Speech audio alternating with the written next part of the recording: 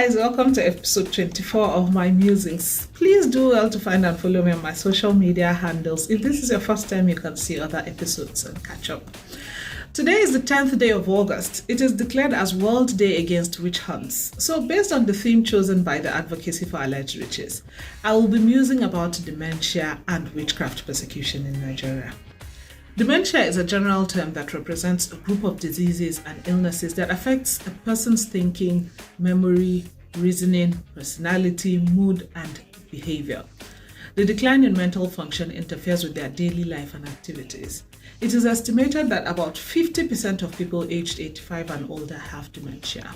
Meanwhile, research estimates that the number of dementia cases in Nigeria increased by over 400% over a 20-year period, increasing from 63,512 in 1995 to 318,011 in 2015 among persons aged 60 years and above. But if you ask the average Nigerian on the street what they know about dementia, you're likely not going to get an encouraging response. Now, let's take a brief look at the history of witch hunt in the world. The most famous witch trial in history happened in Salem, Massachusetts, during the winter and spring of 1692 to 1693. When it was all over, 141 suspects, both men and women, were tried as witches. 19 were executed by hanging. One person was pressed to death by heavy stones.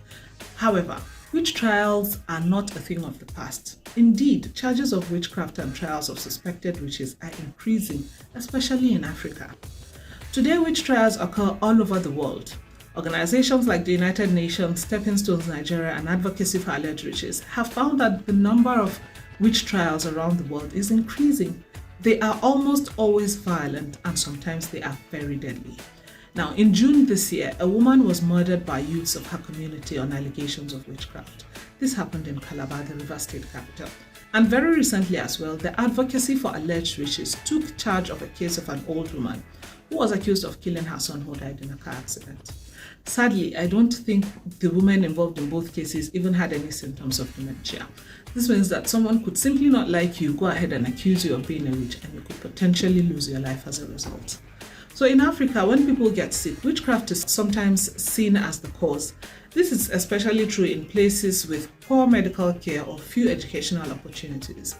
Although belief in witchcraft is not limited to the developing world, witch trials occur more frequently there because, as I always say, ignorance and poverty are the two major ingredients that fuel superstition. But it would interest you to know that I once had an encounter with a medical doctor who believes witches can afflict a person with ailments because he had a distant aunt who confessed to all sorts of things. This is someone you'd expect to have a certain degree of knowledge about mental health illnesses and what they can make people do and say. That said, the most ridiculous argument I have heard about the existence of witchcraft is that even Oyinbo people believe in it. Well, of course they do. Just because they are white does not mean they don't have stupid people amongst them. However, you would never find a sane white person stoning an older one because they believe the older one is holding their destiny or because they confess to doing things. This is because they have a healthcare system that works. Unfortunately, religions also play a role in the persecution of people accused of witchcraft. So for some people, if you tell them to do away with their belief in the existence of witchcraft, it's like you're asking them to question their faith. Now, if for any reason your religion sanctions the dehumanization of innocent people in the name of witchcraft, then there is something ultimately wrong with the fundamentals of your religion.